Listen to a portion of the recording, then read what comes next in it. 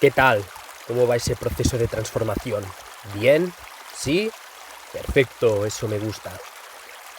Bueno, la reflexión de hoy, que tiene que ver con este concepto de la transformación, del conócete a ti mismo, los procesos existenciales por los cuales uno va pasando a medida que va transcurriendo su propia vida, trae de sí el concepto del símbolo.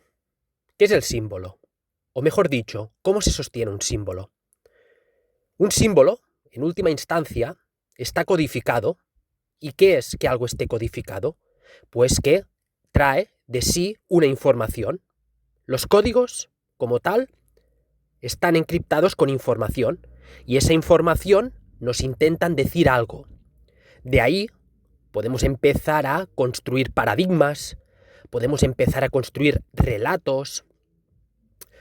De esa manera, y siempre siguiendo con esa evolución existencial en la cual uno, al nacer y teniendo en cuenta el propio programa interno que vengo diciendo que está muy ligado a la concepción astrológica, cuando uno nace, en base a lo que va observando y, aparte de ello, según las experiencias por las cuales se va encontrando, se va activando todo el programa interno.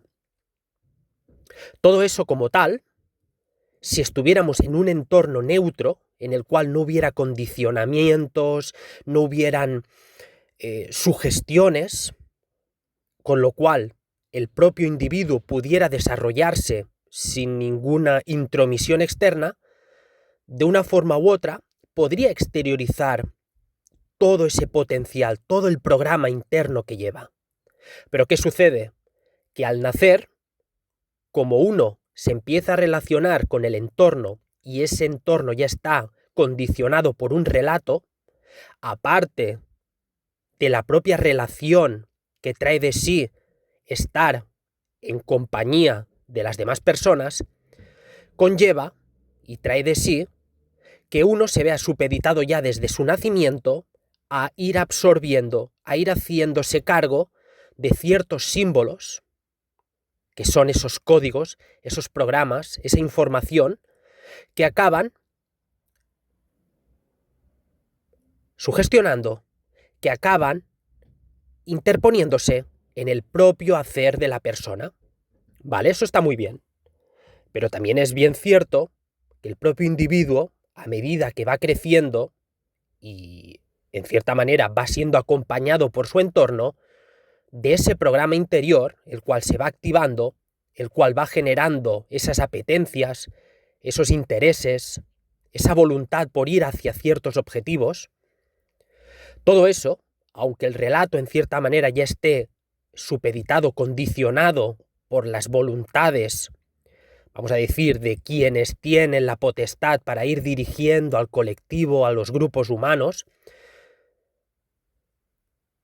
y sin quererme inmiscuir o intentar entrar en conceptos que en cierta manera uno no puede sostener porque no está en los lugares, vamos a decir, donde se puedan estar moviendo los hilos, esos mismos hilos que son los que acaban generando el relato que impacta en el colectivo, en la vida mundana de los seres humanos.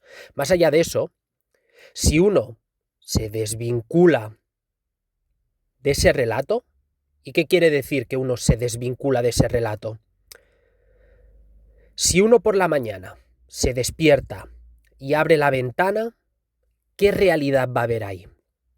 ¿Va a estar viendo la realidad que le intentan ofrecer los medios de comunicación y las redes sociales? ¿O va a estar viendo una realidad que desde el hacer de las personas acaba teniendo otro sentido?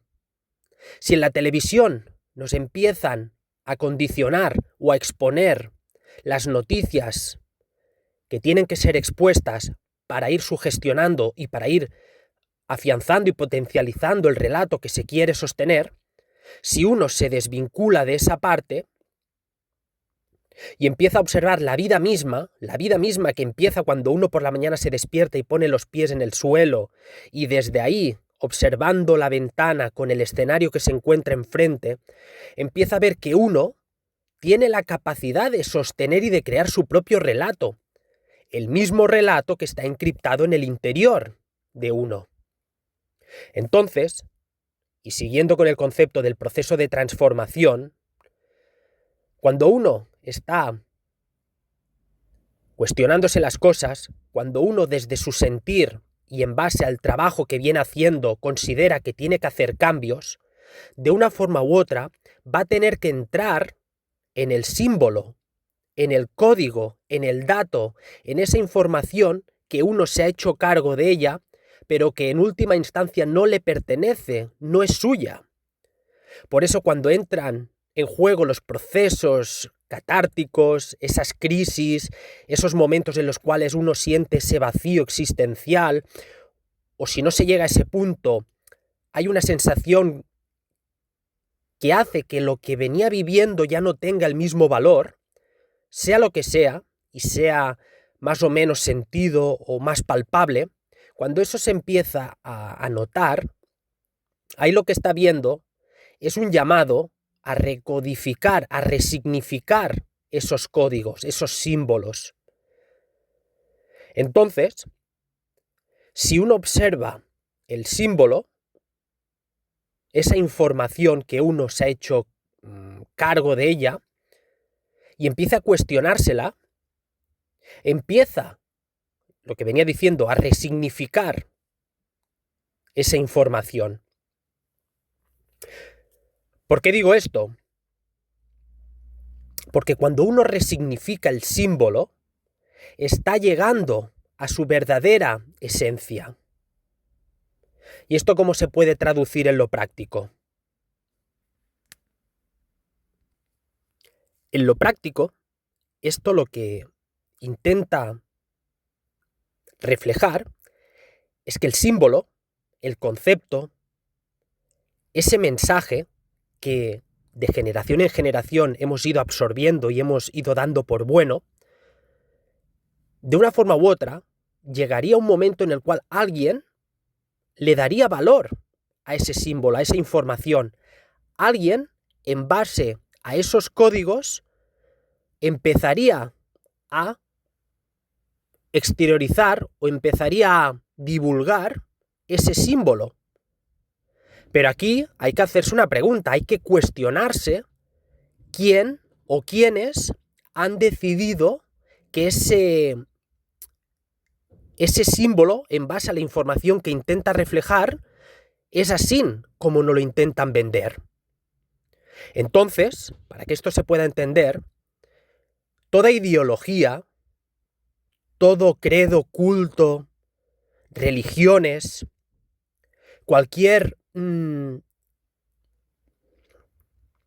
vivencia que detrás nos lleve a los fanatismos del tipo que sea, por los gustos que uno tenga, todo lo que estamos sosteniendo y le estamos dando nuestra fuerza, eso nos debería llevar a cuestionarnos por qué estamos haciéndonos cargo de eso. Lo voy a intentar reformular, lo voy a intentar encauzar mejor.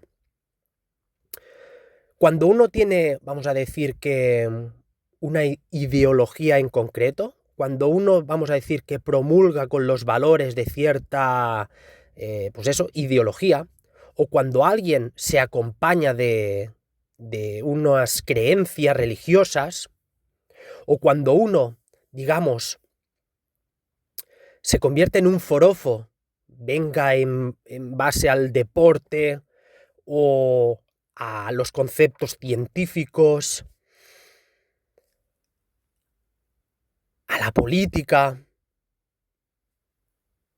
a todo lo que, digamos, nos lleve a posicionarnos en un bando u otro, todo aquello que nos hace acogernos a esa voluntad que nosotros damos por válida, En última instancia, nos estamos acogiendo a esa información cuando no sabemos de su origen. Cuando nos hacemos cargo de un mensaje religioso, de una ideología, de todo aquello que viene sujeto a un paradigma o a un relato que nos dice que si seguimos esa línea vamos a encontrar unos resultados que en base a nuestro parecer van a ser positivos, eso de una forma u otra ha quedado programado y de una forma u otra ha quedado interiorizado en nosotros. Cuando uno internamente tiene un programa determinado, y eso, vuelvo a repetir, está codificado por la carta astrológica, nos estamos moviendo por esos símbolos, por esos códigos. Entonces, la reflexión que estoy intentando compartirte, lo que viene a cuestionar es del origen de esa información, de ese símbolo, de dónde procede. Cuando alguien se hace cargo de un símbolo y empieza a divulgarlo, esa persona, digamos que se hace valedor de esa información. ¿Pero por qué se hace valedor de esa información? ¿Quién tiene la verdad absoluta? ¿De dónde nace esa información? Por eso, y aquí vuelvo al concepto clave y básico, que es que uno internamente sabe que es certero. Uno, si verdaderamente se cuestiona las cosas, si uno se presta atención a sí mismo y se hace cargo de su sentir, de sus percepciones, puede identificar si lo que hasta este momento estaba dando por válido sigue teniendo valor o no. Y de esa manera uno va descodificando, va resignificando ciertos patrones sujetos a esa información, esos códigos que estaban siendo sostenidos por uno. ¿Sí? Entonces, esta es un poco la reflexión que hoy quiero entregar para cuestionarnos eso, que tiene que ver con la información que estamos recibiendo, que hemos recibido. Si estamos en un proceso de transformación, deberíamos cuestionarnos eso. ¿Por qué estamos en un proceso de transformación? Porque el código interno se está transformando. La información que habíamos dado por válida ya no nos está dando los resultados oportunos para seguir avanzando. Entonces, con esto ya cierro.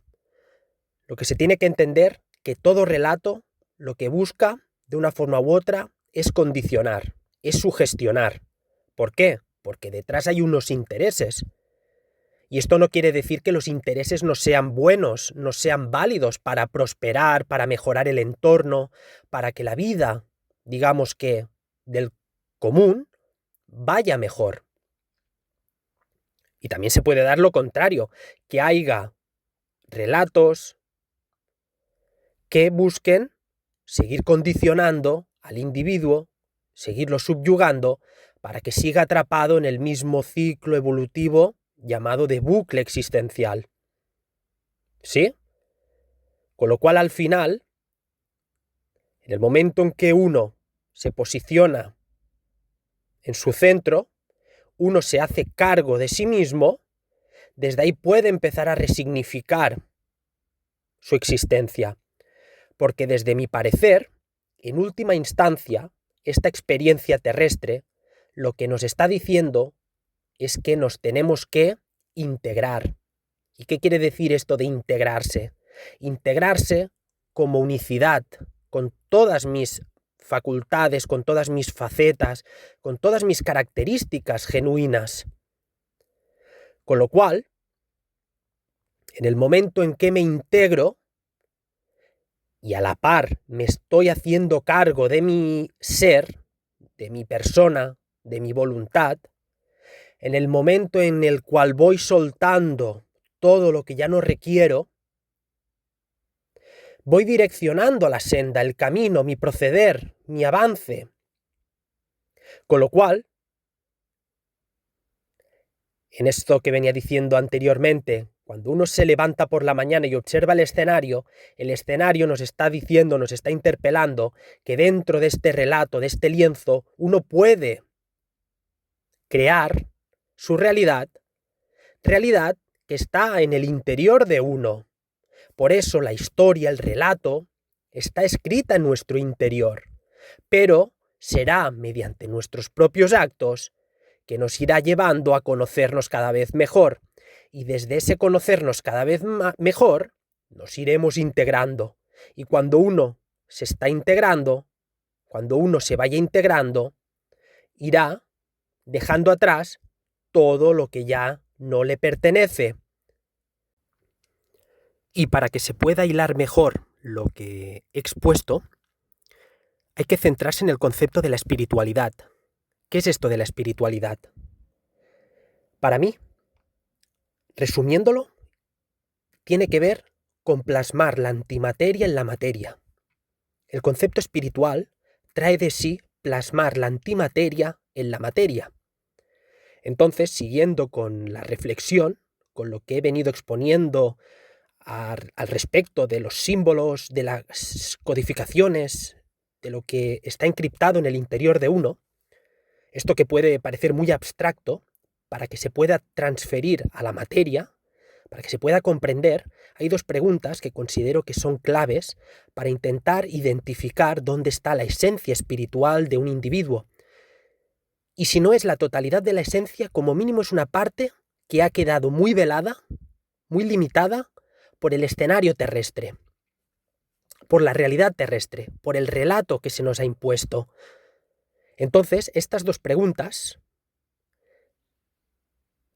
tienen la voluntad de intentar plasmar en la materia lo que somos en esencia como estructuras espirituales, como energía inmaterial. Y una pregunta vendría a decir, ¿qué es lo que te da miedo exteriorizar? ¿A qué le temes respecto a tu sentir, a tu percepción, a todo aquello que te nace internamente, aquellos impulsos más genuinos que le temes por lo que pueda suceder? ¿Consideras que esa energía interna se podría encauzar de una forma que podría ser hasta dañina hacia los demás, hacia el entorno? Cuando uno identifique qué es lo que le teme exteriorizar, ahí empezará a poder hilar cabos, podrá empezar a ir reconduciendo su esencia espiritual. Y otra pregunta que tiene que ver con esa parte sujeta a la capacidad de crear y de plasmar, va con esta pregunta: ¿por qué se me genera miedo, inseguridad, dudas ante aquello que me gustaría plasmar? Y esto lo hilo con la parte creativa, aquello que internamente me gustaría plasmar, vivenciar, pero a la vez me genera ese miedo, esa inseguridad, esas dudas por lo que pueda pasar en base a lo que yo plasme, a lo que pueda crear. Eso también nos va a permitir identificar cuál es nuestra esencia, porque la parte espiritual, esa energía inmaterial, donde están encriptados esos códigos, en cierta manera originales, que no se han adulterado en su totalidad,